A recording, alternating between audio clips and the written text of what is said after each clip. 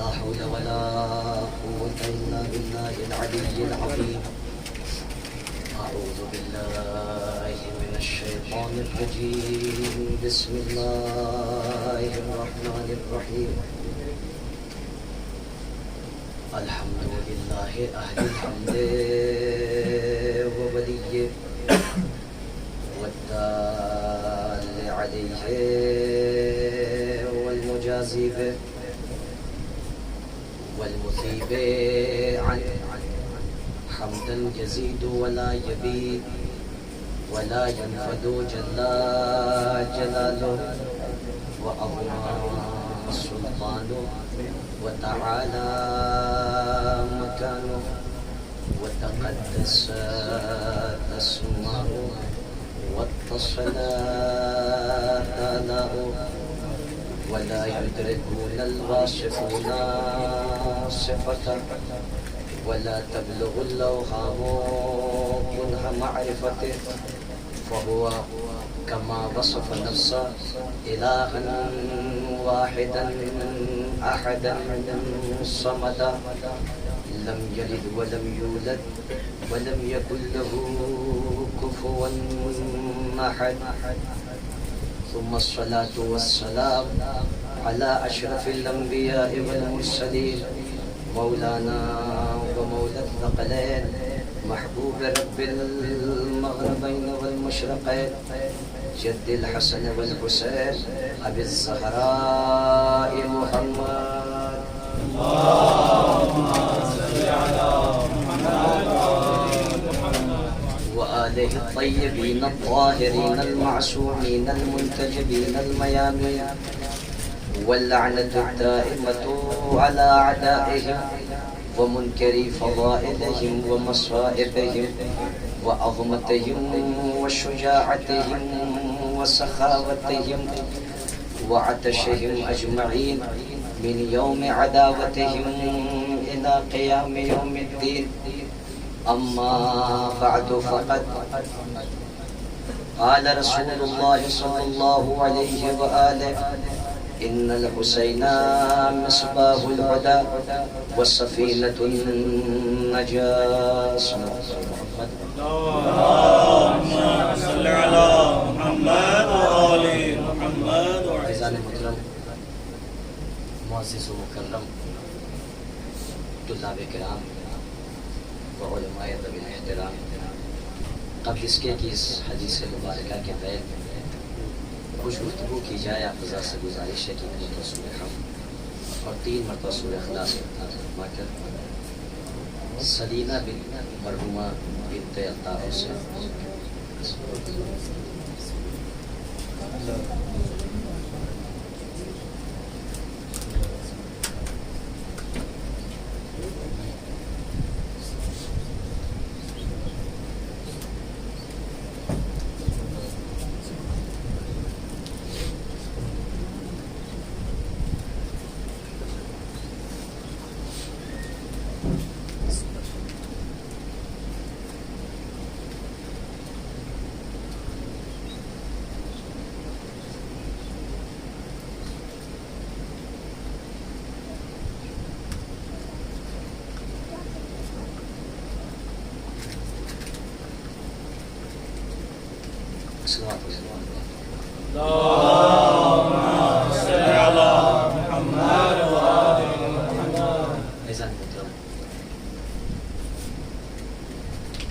بڑی مشہور معروف یہ حدیث ہے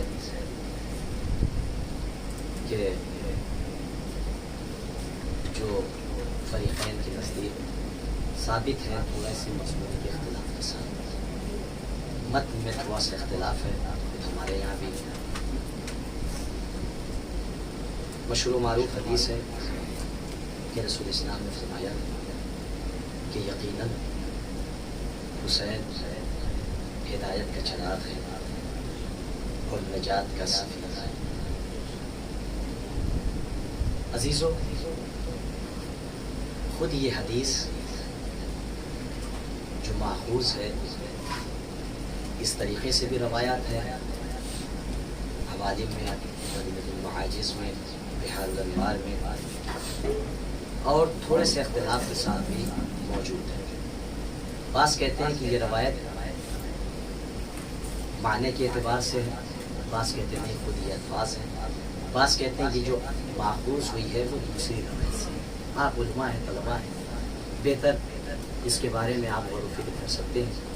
نتیجتاً مشہور و معروف روایت ہے، حدیث ہے، خود مدینۃ المعاجز میں اور بحر الانوار میں اللہ علیہ کسی نے بھی نقل کیا ہے، تھوڑے سے اختلاف کے ساتھ۔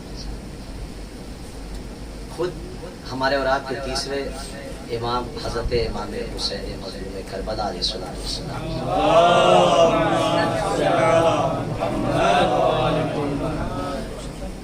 امام ارشاد فرماتے ہیں کہ دخلت علی جد رسول اللہ صلی اللہ علیہ وآلہ، کہ میں اپنے جد امجد ختمی مرتبہ احمد مجتبی محمد مصطفیٰ صلی اللہ علیہ وآلہ کی خدمت بابرکت میں حاضر ہوا، کہ جیسے ہی میرے نانا نے میرے چہرے کی طرف دیکھا، مجھے دیکھا، تو میرے نانا نے بے ساختہ یہ کہا، مرحبا یا ابا عبداللہ، اے ابو عبداللہ، آپ کا ہم خیر مقدم کرتے ہیں، آپ تشریف لائیں۔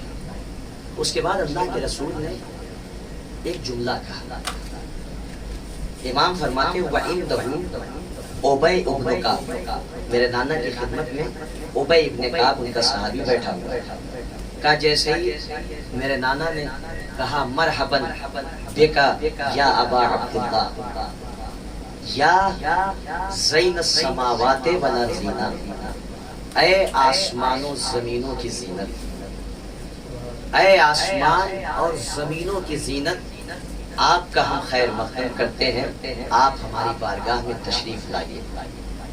کہا جیسے ہی میرے نانا نے یہ جملہ کہا، فقال، تو ابی ابن کعب کہتے ہیں کہ کیف یکون یا رسول اللہ زین السماوات والارضین احد غیرک، اے اللہ کے رسول، بات سمجھ میں نہیں آتی کہ آپ کے علاوہ زمین و آسمان کی زینت کوئی دوسرا کیسے ہو سکتا ہے،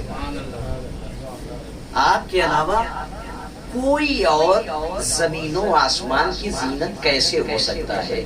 عزیزو، بحر بیکرا سامنے موجود ہو، ایک پرندہ، چھوٹا پرندہ اپنی منقار میں پیاس بجھانے کے اعتبار سے چند قطرات اپنی منقار میں اخذ کرتا ہے، پرواز کر جاتا ہے۔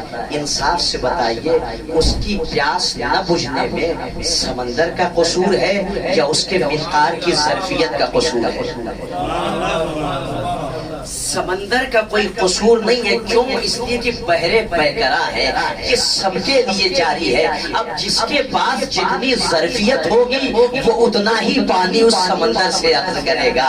اللہ اکبر۔ عزیزو، ادھر ابی ابن کعب چونکہ ظرفیت نہیں تھی، معرفت نہیں تھی، فوراً سوال کر دیا، اللہ کے رسول، آپ کے علاوہ کوئی اور زمین و آسمان کی زینت کیسے ہو سکتا ہے؟ عزیزان محترم، تو جس کی جیسی ظرفیت ہوگی وہ اس اعتبار سے معارف کو اخذ کرتا نظر آئے گا۔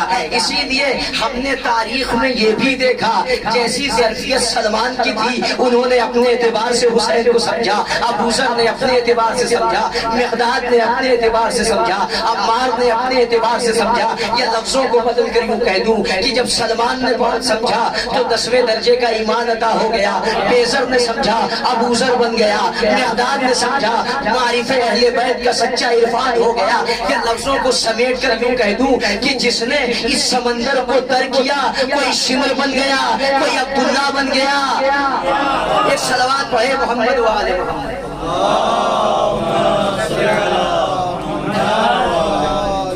تو جس کی جیسی معرفت ہوگی، جیسا عرفان ہوگا، وہ ویسے ہی سمندر سے اپنی پیاس کو بجھانے میں کامیاب ہوگا۔ عزیزو، اگر ظرف مختصر ہو، ظرف کی کیفیت مختلف ہو، تو اس میں پانی اتنا ہی آئے گا جتنی اس کی حیثیت۔ لہٰذا اس میں سمندر کا کوئی قصور نہیں ہے۔ فوراً کہتے ہیں کہ کیسے آپ کے علاوہ کوئی زمین و آسمان کی زینت ہو سکتا ہے. اب جملہ سنیے گا. ایک مرتبہ امام کہتے ہیں میرے نانا نے جیسے ہی یہ جملہ سنا ہوگا ابن کعب کا، بے ساختہ نانا نے فرمایا فقال جدی رسول اللہ صلی اللہ علیہ وآلہ، میرے نانا نے ارشاد فرمایا کہ والذی بعثنی بالحق نبیا، یوں ہی نہیں فرمایا اللہ کی قسم کھائی ہے کہ اس ذات بابرکت کی قسم جس نے مجھے نبی بنا کر مبعوث کیا، جس نے مجھے رسول بنایا ہے، ان الحسین اکبر منہ، ان الحسین فی الارض، ان الحسین فی السماء اکبر منہ فی الارض، یقیناً میرا لال حسین آسمان میں زمین سے زیادہ بڑا ہے، آسمان میں زمین سے زیادہ معروف ہے. اللہ کے رسول بتانا کیا چاہتے ہیں؟ کہ یہی تو بتانا چاہتا ہوں کہ زمین والوں نے حسین کو اتنا سمجھا ہی نہیں جتنا آسمان والوں نے سمجھا. تو بھائی جس نے سمجھا وہ آسمان والے تھے، یہی وجہ تھی جبرائیل نے سمجھا تو جھولا جھولاتے نظر آئے، ارے ملائکہ نے سمجھا تو حسین کے زائرین کے لیے استغفار کرتے نظر آئے، ارے انبیاء نے سمجھا تو اشتاق زیارت میں چلے آئے. یعنی جس نے اپنے اعتبار سے سمجھا اس نے حسین کی معرفت حاصل کی تو جنت کو حسین کے نور سے مزین کر دیا، کوثر کو نور حسین سے مزین کر دیا، ساقی کوثر کو نور حسین سے مزین کر دیا. یعنی عرش کو مزین کیا ہے تو حسین کی تربت سے عرش کو مزین کیا، جنت کو روشن کر دیا. یہ صلوات پڑھے محمد وآل محمد.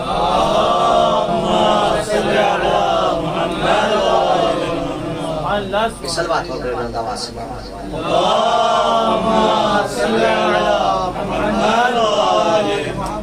وہ روایت یہاں سے کہ ایک مرتبہ رسول اسلام فرماتے ہیں کہ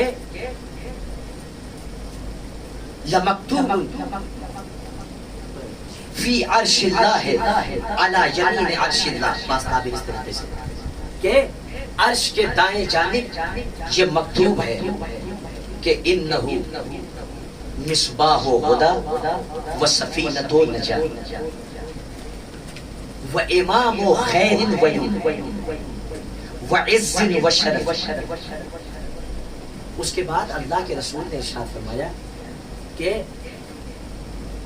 وَرَكَّبَ اللَّهُ فِي صُلْبِهِ نُطْفَةً طَيِّبَةً مُبَارَكَةً زَكِيَّةً. یہ حسین زمین و آسمان کی زینت ہے، زینت سماوات والارض، یعنی ساتوں زمین اور ساتوں آسمان کی زینت میرا لال حسین. اس کے بعد آخر میں اس حدیث کے ایک جملہ کا رسول اسلام نے کیا کہ یقیناً اللہ اس کی صلب سے ایک ایسے نطفے کو نکالے گا یا اس کی صلب میں اللہ نے ایسا نطفہ رکھا ہے جو طیب بھی ہے، طاہر بھی ہے، پاک و پاکیزہ بھی ہے، مطہر بھی ہے، زکی بھی ہے. عزیزو یعنی رسول نے ارشاد فرمایا کہ میرے لال حسین کے صلب میں اللہ نے طیب و طاہر ذریت کو رکھا ہے. تو عزیزان محترم یہی وجہ تھی کہ اب جو زین السماوات والارضین ہوگا تو اس کی ذریت بھی ایسی ہوگی کہ اب جو ذریت میں سے نسل نکلے گی کوئی زین العابدین ہوگا، سید الساجدین ہوگا، زین الصابرین ہوگا، کوئی باقر و علم النبیین ہوگا، من الاولین والآخرین ہوگا، کوئی صدق و صفا کا مظہر ہوگا، کوئی علم و صفا کا مظہر ہوگا، کوئی جود و سخاوت کا مرکز نظر آئے گا، کوئی علم کا محور نظر آئے گا، کوئی تقاوت کا مرکز نظر آئے گا، کوئی جود و صفا کا مرکز نظر آئے گا، کوئی علم کے آدم کے علم کی زینت نظر آئے گا، کوئی نوح کے تقوی کی زینت نظر آئے گا. یہ لفظوں کو مختصر کر کے کہہ دیا جائے کہ جو اگر اس ذریت جو اس نسل سے خارج ہوگی وہ اتنی بابرکت ہوگی، کبھی رضا الہی کے مرکز قرار پائے گی، کبھی حیبت کا مرکز قرار جائے گی، اور جب یہ ذریت سمٹے گی اور آخری وقت تک پہنچے گی تو اتنا باکمال ہو جائے گا کہ اسے مہدی کہا جائے گا. یعنی جو ہدایت کا مرکز ہو وہ سفینۃ النجات کا مرکز ہوتا ہے. ایک صلوات علی محمد.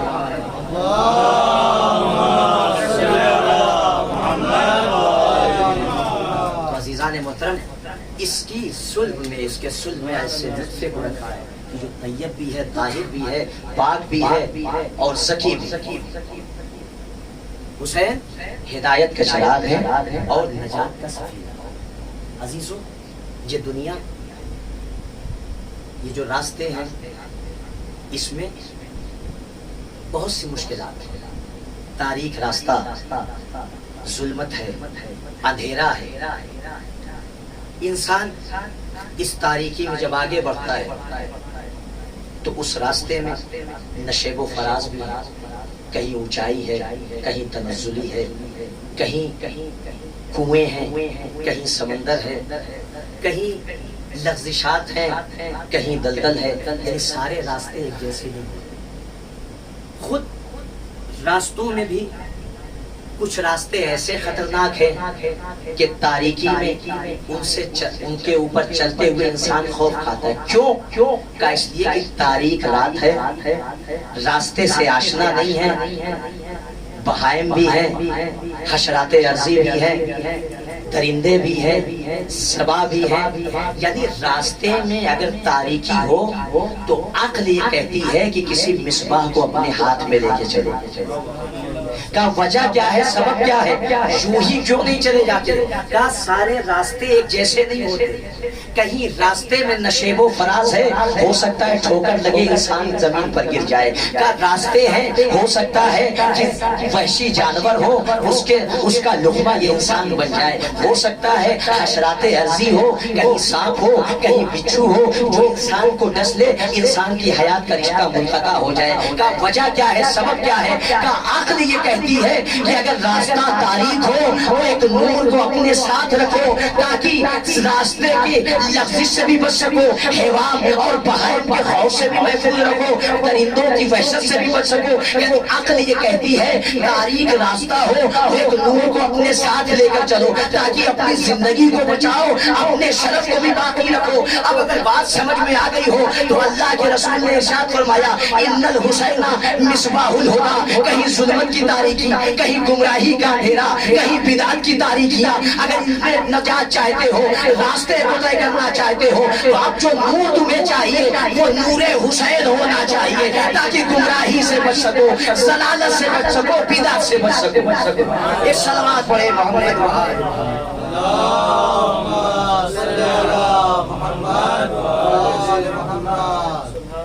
اس دنیا میں سمندر بھی ہے، دریا بھی ہے، بحر بیکرا بھی ہے۔ خود حضرت لقمان نے جب اپنے بیٹے کو وصیت کی، نصیحت کی تو کیا کہا؟ یا بنیا ان الدنیا بحر عمیق، اے میرے لال، اے میرے بیٹے، یہ دنیا ایک گہرا سمندر ہے، ٹھاٹھے مارتا ہوا سمندر ہے۔ قد غرق فیہا عالم کثیر، یہ اتنا گہرا سمندر ہے کہ بہت سے عالم اس میں غرق ہو گئے، یعنی بہت سے لوگ اس میں ڈوب گئے، ان کا کوئی پتہ نہیں چلا۔ یعنی اس کا مطلب یہ ہے کہ دنیا میں سمندر ہے، خود دنیا بھی ایک بحر بیکرا کے مثل ہے۔ تو اب ضرورت ہے کہ ایک ایسی کشتی ہو، ایک ایسا سفینہ ہو کہ جو دریا کی موجوں سے ہمیں نجات دے سکے، جو دریا کی عمق سے ہمیں بچا سکے۔ یا لفظوں کو اور مختصر کر دوں، اب اگر اس دنیا میں زندگی گزارنا ہے تو ضروری ہے کہ ایک ایسا سفینہ ہو کہ جو ہمیں ان موجوں سے بچا کر ساحل نجات تک پہنچا دے، ساحل نجات تک پہنچا دے۔ تو اللہ کے رسول کی آواز آئی، گھبرانا نہیں، یہ دنیا بحر بیکرا ہے، یہاں اگر تم ساحل نجات تک پہنچنا چاہتے ہو تو معیار ہم بتا دیتے ہیں، وہ سفینۃ نجات، حسین نجات کا سفینہ ہے۔ اگر کشتی حسین پر سوار ہو جاؤ گے تو راہب کے مثل، حبیب کے مثل، زہیر کے مثل ساحل نجات تک اس طریقے سے پہنچے گئے کہ نہ بدعت کی آندھیاں کچھ کر سکیں گی، نہ ضلالت کی موجیں کچھ بگاڑ سکیں گی۔ یعنی دنیا کی چاہے جتنی آندھیاں آئے، چاہے جتنے طوفان آئے، مگر اس سفینے کا کچھ بگاڑ نہیں سکتے۔ تمہیں صحت و سلامتی کے ساتھ ساحل نجات تک جو پہنچا دے وہ کشتی حسین۔ صلوات پڑھے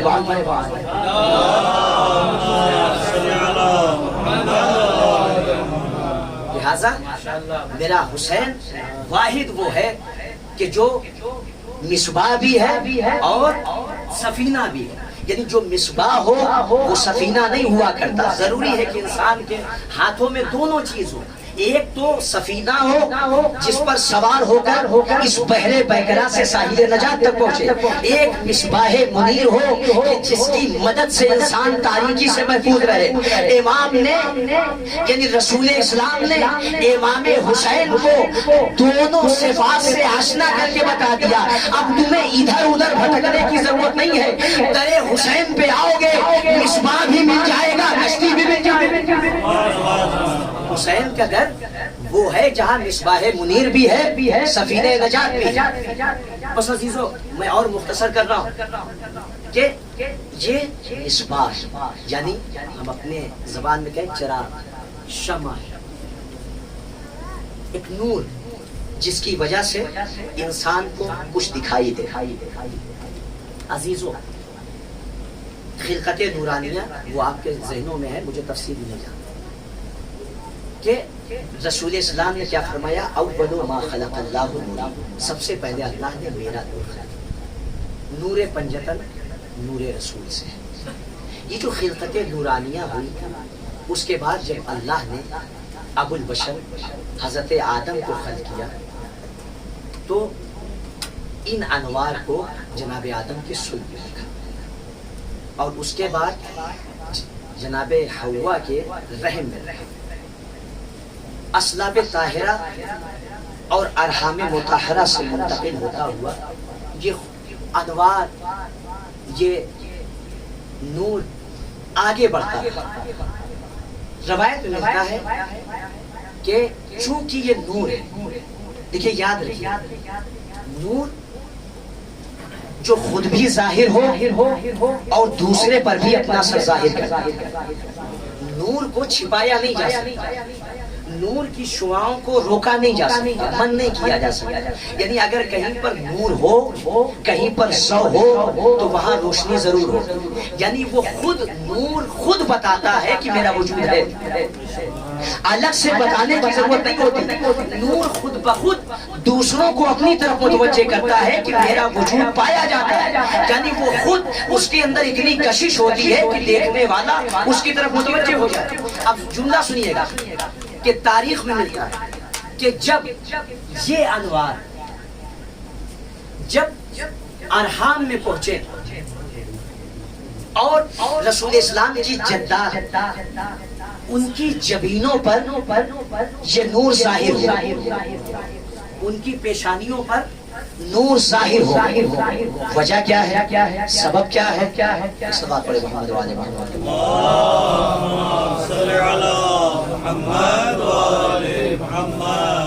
تو رسول اسلام کے اجداد ان کی پیشانیوں پر اور جدات جو ان کی جدات تھیں، دادیاں تھیں، ان کی پیشانیوں پر نور ظاہر۔ کئی ایسی مائیں گزری ہیں اس نسل سے کہ جن کی پیشانی پر انوار ظاہر تھے، لوگ محسوس کرتے تھے کہ نور پیشانی منور ہے اور اس سے نور کی کرنیں ساطع ہو رہی ہیں۔ کا وجہ کیا ہے؟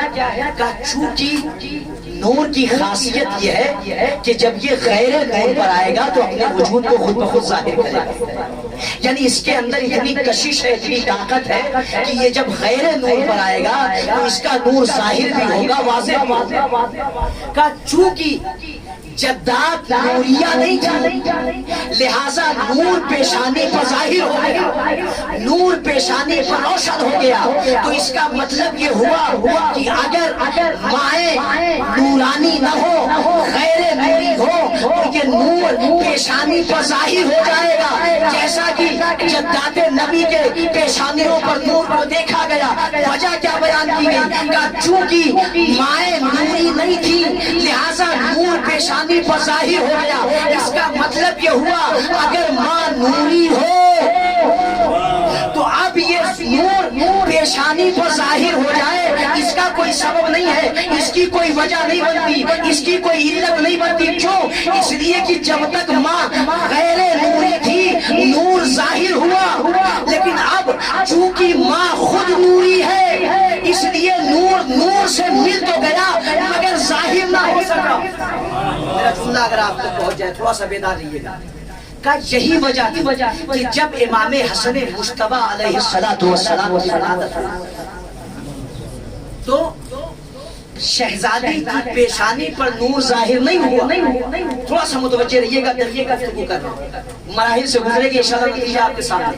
کہ جب یہ انوار جداد کے شکم اقدس تک پہنچے تو وہاں پر تاریخ نے لکھا چونکہ مائیں غیر نوری تھی، نوری نہیں تھی، اس لیے یہ انوار پیشانی پر ظاہر ہو گئے. تو اس کا مطلب یہ ہے اگر ماں خود نور کا حصہ ہو، ماں خود نوری ہو، اب نور سے ملے گا تو مگر ظاہر نہیں ہوگا. کہ اس لیے کہ ماں خود نوری ہے، کہ یہی وجہ تھی کہ جب امام حسن بدن اقدس میں آئے تو شہزادی کی پیشانی پر نور ظاہر نہیں ہوا. کیوں؟ کہ اس لیے کہ اب تک ماں نوری نہیں تھی، اس لیے پیشانی پر نور ظاہر ہوا. لیکن چونکہ شہزادی خود نوری ہے اس لیے امام حسن کا نور ظاہر نہ ہو سکا، مخلوط ہو گیا. میرا سلام ہو نور سرکار سید الشہداء پر کہ جیسے ہی شہزادی کے شکم میں نور حسین پہنچا رسول کو یہ کہنا پڑا یا بنیا انی ارا فی مخدم وجہ کا ضوءا و نورا.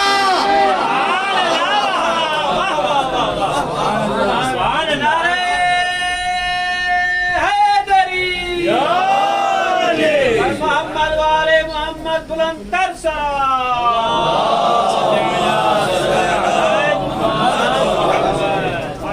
امام حسن کا نور شہزادی کے پیشانی پر ظاہر نہیں ہوا، لیکن یہ خاص خصوصیت تھی جو اللہ نے نور حسین میں رکھی. شہزادی کے جیسے ہی شکم اقدس میں نور حسین پہنچا، رسالت معاب کی زبان گویا ہوئی. انی ارا فی مقدم وجہ کی ضوءا و نورا. اے میری بیٹی میں تیری پیشانی پر ایک ضوء دیکھ رہا ہوں، ضیاء دیکھ رہا ہوں، ایک نور دیکھ رہا ہوں. ستلدینی حجت لہذا الخلق. ان قریب اس مخلوقات کی حجت کو تم پیدا کرو گی، ظاہر کرو گی.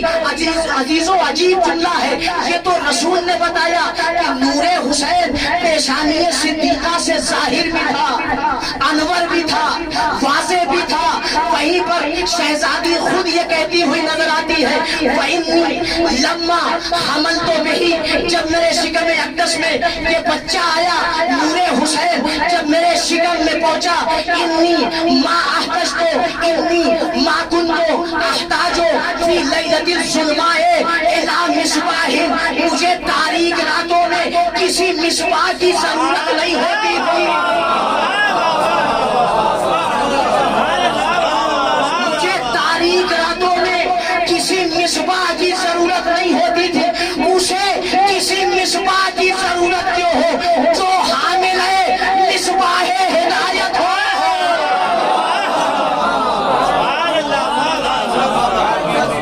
صلوات علی محمد.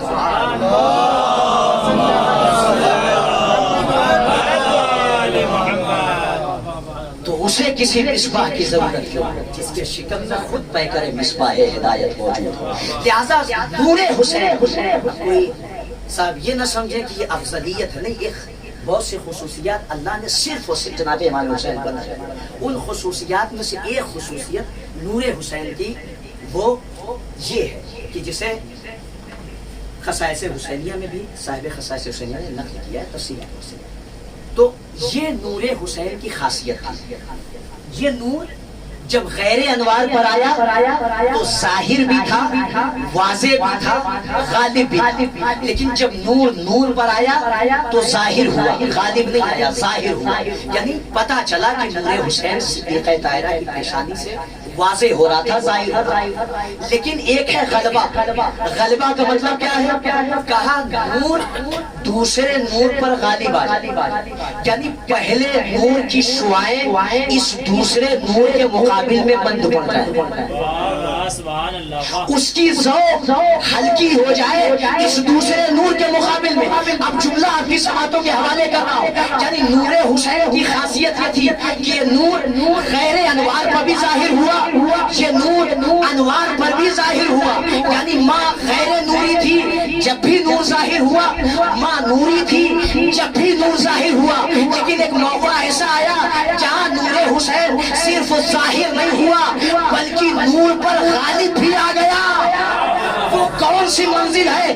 والفضل ما شہدت بہ لادا، فضیلت تو وہ ہے کہ جس کا اقرار دشمن کرے۔ ایک مرتبہ فوج یزید کا سپاہی کہتا ہے انی، خدا کی قسم واللہ ہے، دن کا اجالا تھا، شمس نصف نہار میں تھا، لقد شغلنی نور وجہ الحسین عن النظر الی مقتلہ، سورج نکلا ہوا تھا، سورج کی لوائیں بکھری ہوئی تھی، مگر خدا کی قسم نور حسین نے مجھے اتنا مدہوش کر دیا، میرے اوپر اتنا غالب آ گیا کہ میں قتل کا منظر نہ دیکھ سکا۔ یعنی مطلب یہ تھا کہ سورج نکلا تھا مگر نور حسین سورج کی شعاؤں پر غالب تھا۔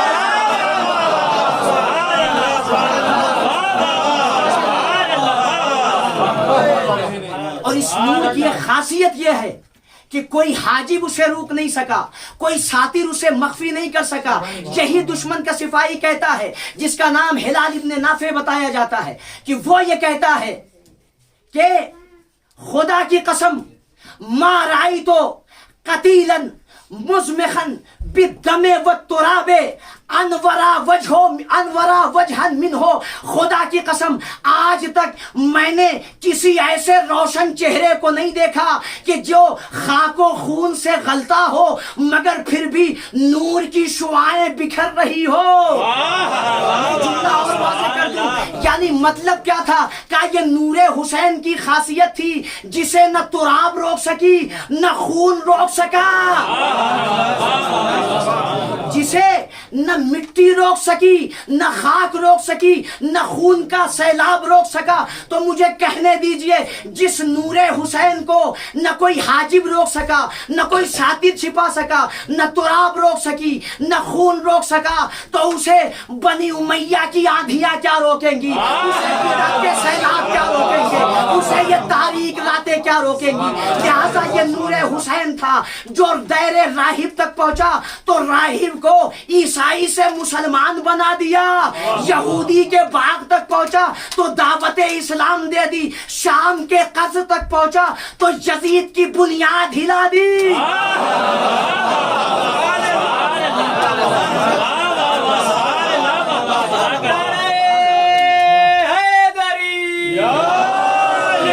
عظمت امام حسین بابا سے بلند تر سلام۔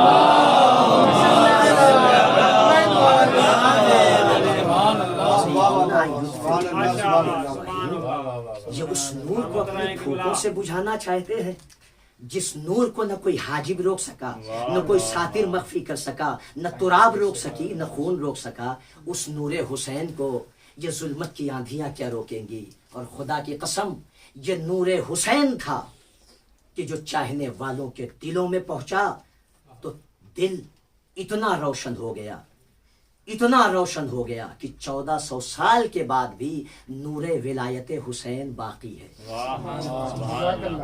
اور ہدایت مصباح ہدایت، خدا کی قسم اگر تجزیہ کیا جائے، ایسا ریسرچ بھی ہوئی ہے کہ زیادہ تر اسلام میں جانے والے غیر قومی وہ سید الشہداء ابا عبداللہ الحسین کے وسیلے سے، جس نے کربلا پڑھا دل بے چین ہوا، اسلام قبول کرنے پر مجبور ہوا۔ کیوں؟ اس لیے کہ مصباح ہدایت ہے حسین۔ اللہ اکبر۔ اس مصباح ہدایت کو کربلا کے میدان میں فوج جفاکار نے بڑی بے دردی کے ساتھ اس طریقے سے گھیر کے رکھا ہوا تھا، اس طریقے سے اس نور کے ارد گرد یہ حائل تھے کہ خدا کی قسم وہ جو نورانی ہستیاں تھیں ان کے کم سن بچے التش ہائے پیاس کی صدائیں۔ اللہ اکبر۔ وہ مصباح ہدایت آخری لمحے میں بھی یہ کہہ رہا تھا اب بھی تم باز آ جاؤ، حسین تمہارا شفیع بن جائے۔ کتنی ہدایت کی تما ہے حسین کو کہ لوگ راہ راست پا جائیں۔ اکبر کے کلیجے میں بلچی کی علی لگ چکی ہے، عباس کے بازو کٹ چکے، ششماہے کا گلا چھن چکا ہے، مگر اب بھی حسین مصباح ہدایت ہے، اب بھی وقت ہے راہ راست پر آ جاؤ، میرے خون سے باز آ جاؤ۔ مگر جب حسین نے دیکھا ان کے پیٹ حرام سے پر ہیں، لہٰذا امام وقت کی نصیحتوں کا اثر ان پر نہیں ہوتا۔ خدا کی قسم بس چند جملے سن لیجئے گا، انشاءاللہ مجلس مکمل ہو جائے گی۔ عزادارو، آپ کو پتا ہے کربلا کے میدان میں امام مظلوم پر کتنی مصیبت پڑی ہے۔ صاحب خصائص حسینیہ کہتے ہیں، شیخ جعفر شستری علیہ الرحمہ کہتے ہیں کہ کربلا میں حسین کا صبر ایسا ہے کہ زیارت ناہیہ میں امام فرماتے ہیں لقد عجبت من صبرک ملائکۃ السماوات، اے میرے جد مظلوم آپ کے صبر سے ملائکہ بھی متحیر ہیں کہ اتنا صابر حسین، اتنا شاکر حسین۔ لیکن کہتے ہیں کربلا میں خدا کی قسم 6 منزلیں اتنی قیامت کی تھیں، اتنے سخت امتحان تھے کہ جہاں پر حسین چیخ مار کر روئے ہیں، فبکا بکان شدیدا، حسین نے دہاڑے مار کے آنسو بہائے ہیں، گریہ کیا ہے۔ اللہ اکبر، وہ منزل کون سی ہے؟ بس 2 منزل کا مشاہدہ کر لیجئے، مجلس تمام ہو جائے گی۔ وہ ایک مرتبہ کہتے ہیں کہ جب نہ اکبر بچے، نہ عباس بچے، نہ قاسم و محمد رہے، نہ بریر و حبیب رہے، وہ ایک مرتبہ حسین در خیمہ پر آئے، یا زینب، یا ام کلثوم، یا فاطمہ، یا ام لیلہ، یا ام رباب، علیکم من السلام، اے زینب تم پر سلام، ام کلثوم تم پر سلام، رقیہ تم پر سلام، اما فضہ تم پر سلام، اے اما فضہ تم سب پر حسین کا آخری سلام ہو۔ اے عزادارو، غضب ہو گیا، اب تک جو سلام کے لیے آتا تھا، اب تک جو اجازت کے لیے آتا تھا، زینب کو تسلی ہے میرا بھیا حسین باقی ہے، زینب کو تسلی ہے اکبر جا رہے ہیں، عباس موجود ہے، مگر کوئی زینب کے دل سے پوچھے۔ حسین نے کہا زینب الوداع کرو، حسین مقتل میں جا رہا ہے، اجرکم اللہ۔ بس پوری روایتیں نہیں پڑھوں گا، انصاف سے تصور کرنا، جملہ سن لینا۔ علامہ صاحب خصائص حسینیہ کہتے ہیں ایک مرتبہ جیسے ہی شریکت الحسین، ایک مرتبہ زینب بہن امام حسین کے قریب آئی، غور سے زینب کے چہرے کی طرف دیکھا، کوفہ و شام کے مناظر یاد آئے، فبکا بکان شدیدا، حسین چیخ مار کے رونے لگے، اے بہن ارے کوفہ و شام کے مناظر تمہیں طے کرنا ہے۔ خیر الجزا، دوسری منزل سنیں گے عزادارو، دل پر ہاتھ رکھ کے سن لینا۔ ایک مرتبہ کس طریقے سے بیویوں سے رخصت ہوئے، پورا مقتل نہیں پڑھوں گا۔ وہ ایک مرتبہ علامہ صاحب خصائص حسینیہ کہتے ہیں کہ دوسری منزل جو حسین پر بڑی شدید تھی، جہاں پر چیخ مار کے روئے، کہیں نہ ارادہ این یخرج، چاہتے ہیں کہ خیمے سے باہر نکلے، فجاءت ابنتہ الصغیرہ، ایک کم سن بچی دامن سے لپٹ گئی، صائحۃ حاضرہ، چیخ مار کے رونے لگی، اے بابا کس کے سہارے چھوڑ کے جا رہے ہیں؟ ایک مرتبہ اس بچی کو دیکھا، حسین نے سینے سے لگا لیا، بابا کا بکان شدیدہ، حسین چیخ مار کر رونے لگے۔ ایک مرتبہ حسین کسی طریقے سے آگے بڑھنا چاہتے ہیں، بچی تڑپ کے کہتی ہے اے بابا اب جانے سے منع نہ کروں گی، مگر آخری بار اپنے سینے پر سلا لو بابا، اے بابا سکینہ کو تمہارے بغیر نیند نہیں آتی۔ اے عزادارو، حسین جلدی زمین پر لیٹ گئے، سکینہ کو اپنے سینے سے لگایا، ایک جملہ کہا، اے سکینہ آج کے بعد سے یتیموں کی طرح جینا سیکھ لے۔ اجرکم اللہ، جزاکم ربکم خیر الجزا۔ کچھ دور بڑھے، ایک آواز آئی، یبن الزہرا مہلا مہلا، اے زہرا کے لال آہستہ آہستہ۔ اب جو پلٹ کے دیکھا، بہن در خیمہ پر کھڑی تھی، اے بہن تم نے تو مجھے رخصت کر دیا تھا۔ کہا بھیا اماں کی وصیت یاد آ گئی۔ بہن کون سی وصیت؟ اے بھیا اماں نے شگافتہ پہلو پکڑے हुए टूटी पसलियों को अपने हाथों से सहारा देकर मुझसे कहा था, ए ज़ैनब मैं करबला में न रहूंगी। जब हुसैन जाने लगे मेरी तरफ से उसकी गले का बोसा ले लेना, इसलिए कि ये सूखा गला होगा, शिमर का कुंद खंजर हो गया। अरे एक मर्तबा भाई ने बंदे कबा खोल दिए, ज़ैनब ने बोसा लेना शुरू किए। एक बहन अपने उस गले का बोसा ले रही थी। अरे जिस गले पर शिमर का कुंद खंजर फज़रबा इस्नतै अशरा ज़रबत, अरे 12 ज़रबों में जिस सर को तन से जुदा किया गया।